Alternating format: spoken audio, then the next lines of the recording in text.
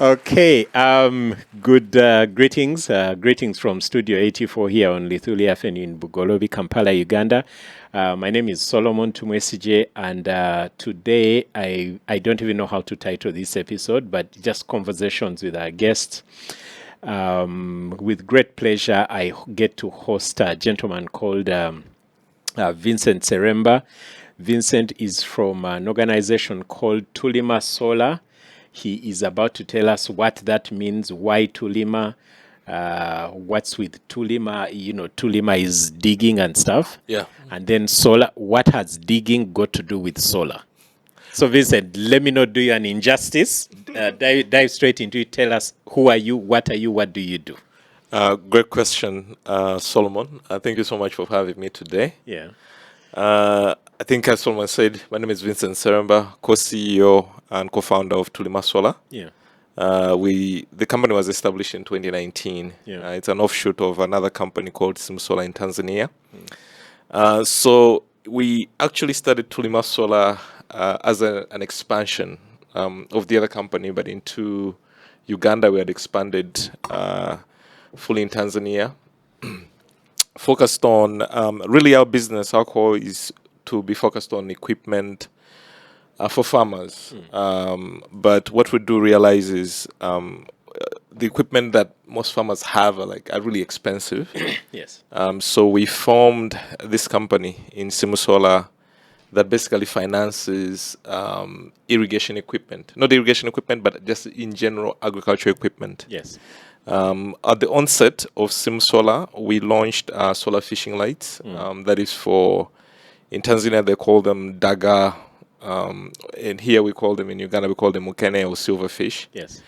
So that's the what do you call the product that started us off. Yeah. And then we went into research and development for irrigation equipment, but also we have we have other equipment that we're also developing for farmers. Yeah.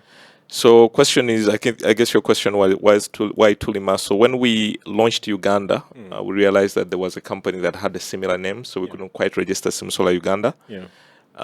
Then getting back into our value proposition, what we're really focused on as a company, we really work with farmers to ensure that they're productive. So then we realized okay, what would be a good name that sort of suits what we do. So there was a lot of names that got bounced around. There was, Pump Solar. There was all sorts of names that came about. But we all landed at Tulima, sort of had that gravitas of what we do, as a company, because it's all with a local touch to it. Yeah, with a local touch to it. Yeah. So that's how Tulima Solar was born. Okay. That's how the brand name got established. But as I said, we're really focused on ensuring farmers are very productive. And the way we do it through solar. Yes. Instead of having other fuel sources that are not so good for the environment. Right now we're doing a lot of research on other productive use of renewable energy equipment, such as processing millers, feed mills. We're also trying to see whether we can actually launch solar fishing lights here in Uganda as well. But everything that we do is focused on the farmer, ensuring that they're productive, ensuring that they're profitable, but ensuring that it has a green tilt to it so that they don't have to spend so much money in powering those equipment for their production. Yeah. So before we continue on Tulima Solar, Vincent Sseremba, who are you? What's your background? Are you a farmer? Why do you care so much about farmers? Or are you an engineer to be there making engineering equipment? First, take us to who you are, what your background is. Yeah, sure. So I'm Ugandan, first and foremost, but my journey meanders through different countries, really inspired by my dad, who was a teacher, an English teacher. He graduated from Makerere. We went through, I think, that tumultuous time of when Museveni was taking over. So we're caught up in that war in the 80s when the current government was taking over. Then my parents ended up in Kenya. As my dad was an English teacher, mom was a librarian. So we catch ourselves, I think, at 1986, 87 in Kenya. Then from there, we come back. Then we head to Botswana. Botswana, that's close to South Africa. You That's even mention it like them. Botswana. Yes, as you say, Botswana. Yeah, I know. Yeah, so I ended up in Botswana from 1990 to 2000, where I was just did primary school, secondary school, really from like a public school setting, not international at all. Then they came sort of like a pivoting moment where I should come back to Uganda, to my university here at Makerere or go elsewhere. I got lucky. I got a scholarship to go to the US. So going to the US in 2001, an entirely cultural shock, because I was brought up from like a public school setting. So great like lessons that were learned like my first 6 months in the US, but also a realization that like other countries or other education systems like way ahead of especially public school system, Botswana, but maybe Uganda was a little bit different. So I gravitated towards like mathematics and physics. That was what was easiest at the particular time. I couldn't, bang out an essay in like 30 minutes. It was just, that wasn't just me. So in short, so physics major. That was my undergrad. Then I went on to do mechanical engineering in my master's. Started working for a company called Cummins Power Generation way back then, just designing generators, designing testing systems for those generators. Then in the end, I gravitated towards business, like merging engineering and business, because I felt like if in the end you are developing all these technologies and you can't really commercialize them or or monetize them, then it actually doesn't make sense to anybody. Then, so that's what I gravitated towards. I have an MBA in finance. I went on to start a company in Botswana, working with the mines, doing valves, lubricants, dewatering pumps. That was like really the beginning of my entrepreneurial journey.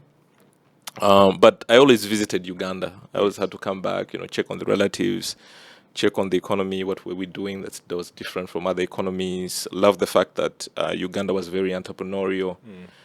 So eventually, 2016, I ended up coming back. And I think the first few jobs I had were with, existing companies. The first one I had was being a production manager at Steel and Tube, which was a great experience, getting into manufacturing. Did that for about 1.5 years. Then I went back into my entrepreneurial self, launched a company with a Turkish firm. This company was called Potenza Lubricants. It actually still exists here in Namave. Great experience in learning the market, production and whatnot. And then in 2019, we started with the American partners. We started Tulima Solar here in Uganda. And I'm very hands-on. Like I'm an engineer, very, very hands-on. So beginning that business with the partners, the SimSolar partners, I really wanted to understand, like, okay, does the technology that we are selling them, does it actually work? What's the experience in terms of like the value proposition that we provide? How is their journey? Do they actually end up being really, really productive? If you get a farmer, say for example, with semi-commercial, can you really turn them into like a commercial farmer that can really earn a living from farming? So then that's when I actually, as I started working for Tulima, I also began a farm, and it's been ups and downs. And I think people that are listening to us, our farmers, can relate. Farming is not a very straightforward science.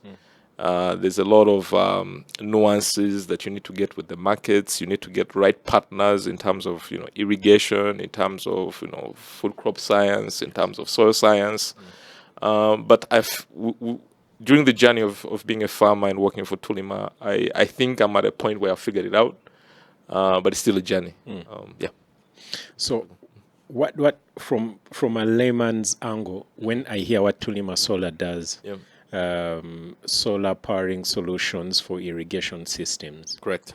It's a no-brainer.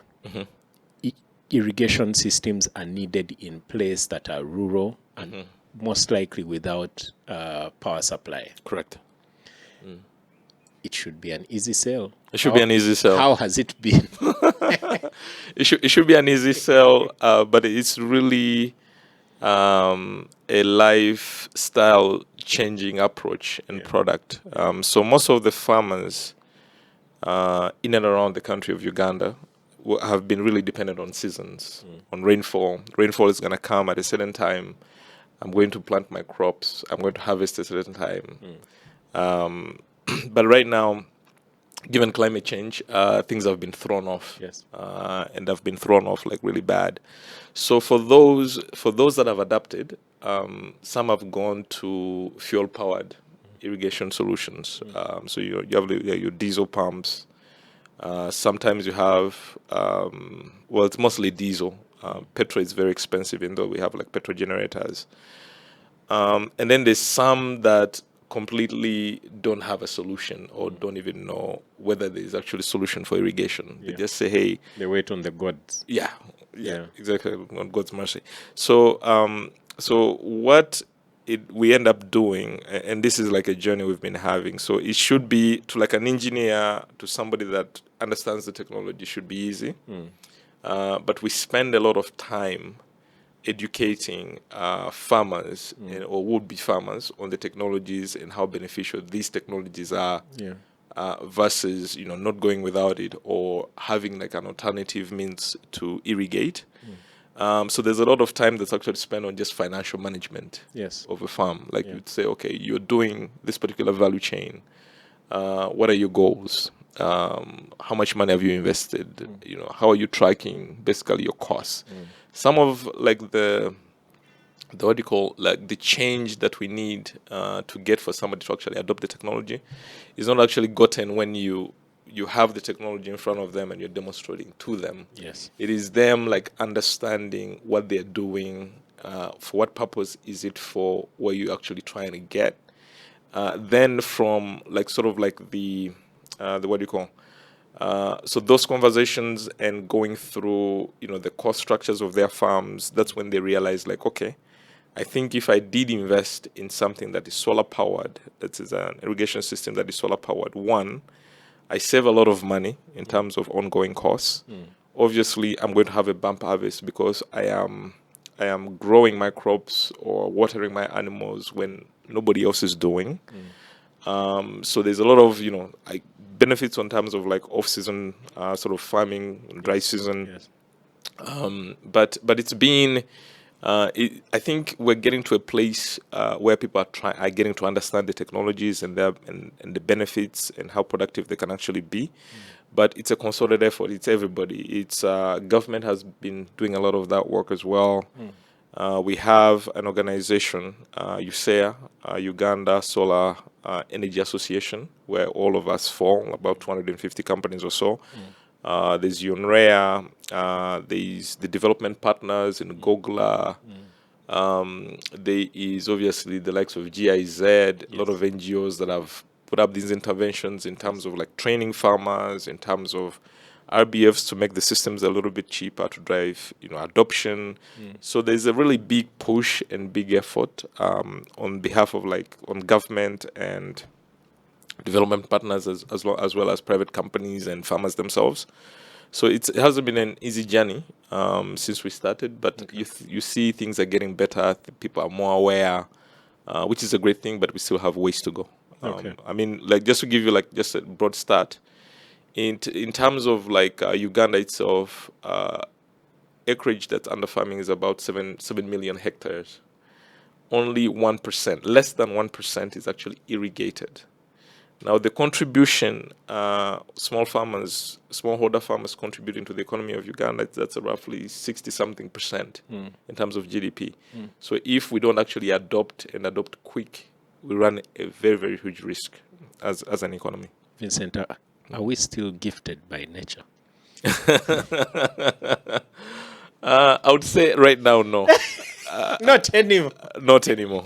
Not anymore. Like you've seen, it's supposed to actually be dry season. Yeah. It rained a couple days ago.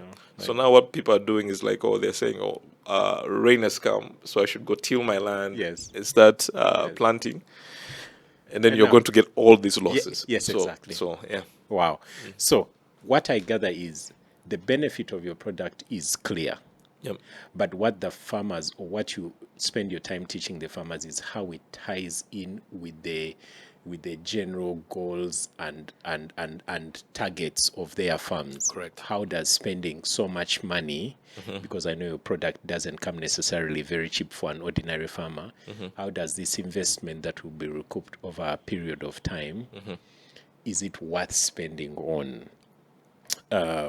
I get that, and there's a lot of teaching to be done there. Sure. But Vincent, we don't have much time, so I'm going to dive into your personal. I know you're an exposed person. You've traveled the world and all that. What inspires you? Do you have like a book or a movie or a quote? You know, like from an Al Pacino movie or something. I wish Or I a could. person. A person. Yeah. I'm a born again Christian. Oh, nice. Yeah, so with me, it's God, it's His purpose, Yeah.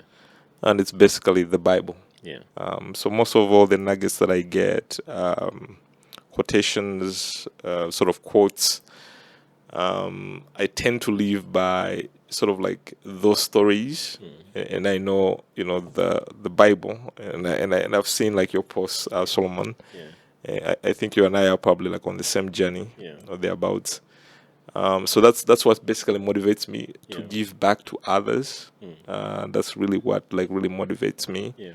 If I'm working with farmers that are our customers, I really care about like their growth and how that growth can sort of cascade into like their communities, so that you can see like communities and a whole bunch and even generations to come, how they could be like inspired sort of by others by seeing them grow and them being productive. Yeah. That's what basically inspires me. But in terms of like a verse, I guess that's how we would call it. Yes. What's your favorite My verse? favorite verse would be Matthew 6, verse 33. Okay, let's check it out.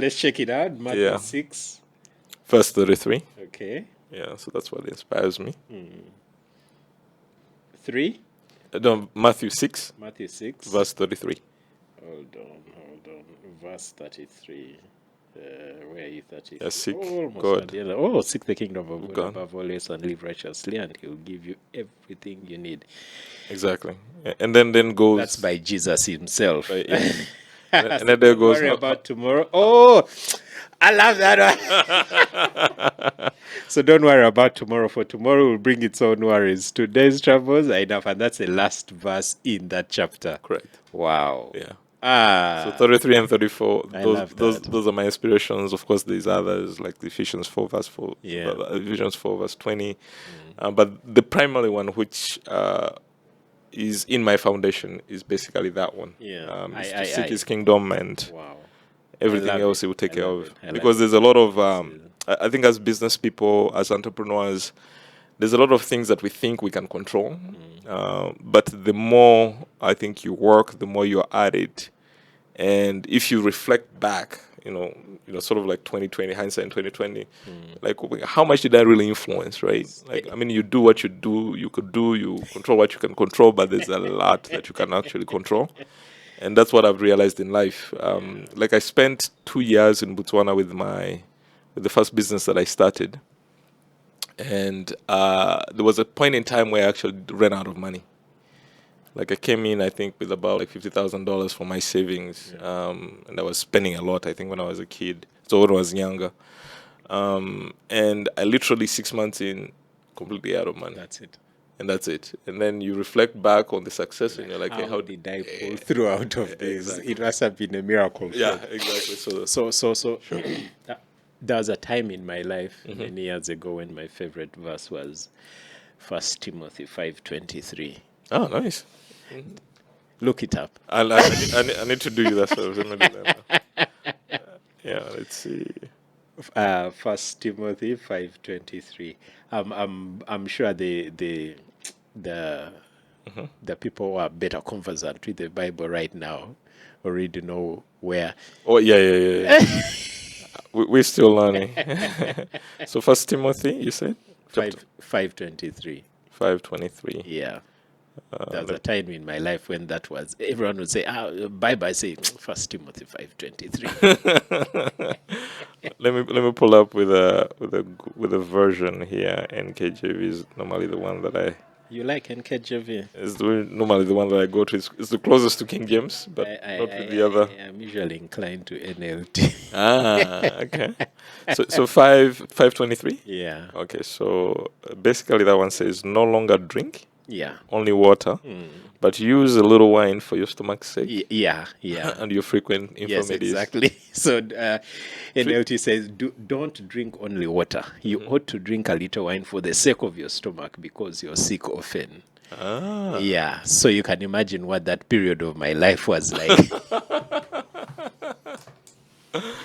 But I digress, Vincent. Today is about you. Sure. What's your typical day like? You look like a healthy man. You look like you're always in a good mood. Many people wonder, what's your typical day like? Yeah, it's I think you've heard of there's a certain book, I forget the name. I think 5 a.m. something. 5 a.m. club. Yes, 5 a.m. club. Something. Yeah. Oh, goodness, that he has an Asian name. Yes. Yeah. So I think I'm one of those. So I get up like really early. So sometimes like 4:30. Yeah. First Shama. things first. You have to give the glory to God. So 30 minutes of prayer. Yeah. Then another maybe 30 minutes of exercise. Like very simple things. And then the day starts because now I run two companies. There's one in Tanzania and then there's one here. So there's usually like a lot of emails that happen during the day. So my way of addressing those is like first thing in the morning, knock them out for like about 1.5 hours. Then from there, typically I go to either office. If I'm in Uganda, I'm at Tulima. If I'm in Tanzania, I'm at SimSolar. Then there's a lot of meetings. So we look at a lot of cash flows. You look at cash flow statements, like what do we need to fund, what's going on, different departments, what are the nuances of running the entire business, different angles. So there are a lot of meetings, a lot of meetings with HODs, a lot of meetings with partners to bring new business in. Even now with BNI, it's a lot of meetings, opportunities to do business. Then normally the tail end of the day, sometimes I have a wife, so we need to, you have to be intentional, like about your marriage and how much time you spend. So I tend to like put in 2-3 hours of like family time. And typically that's how the day goes. But there's a lot of, with running companies, there's a need to be careful about not to get a burnout, to be mentally stable as you're running them. Make sure that you're inspirational to the people. So we go through development. Of course, there's like plans. Very prototypical company, but I think that's the day. That's my day. I won't say that I'm a very I exercise a lot because I normally don't.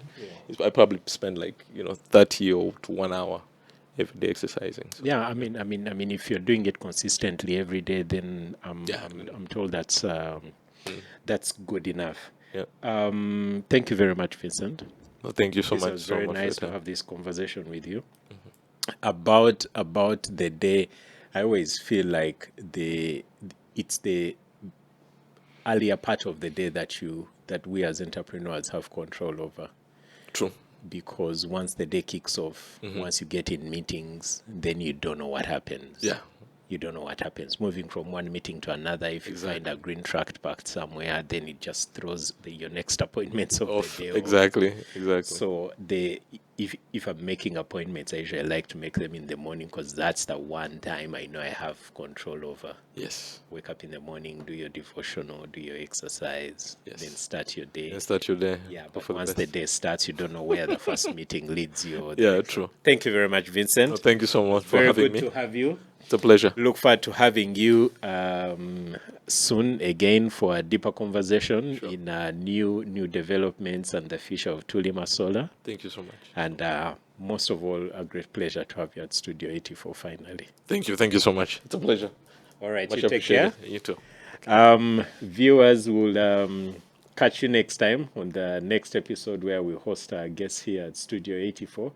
I hope you learned something new today. If you're looking for Vincent Sseremba or Tulima Solar or anything about him, whether personal or professional, drop us a message in the chat below on this episode, and then we'll link you up.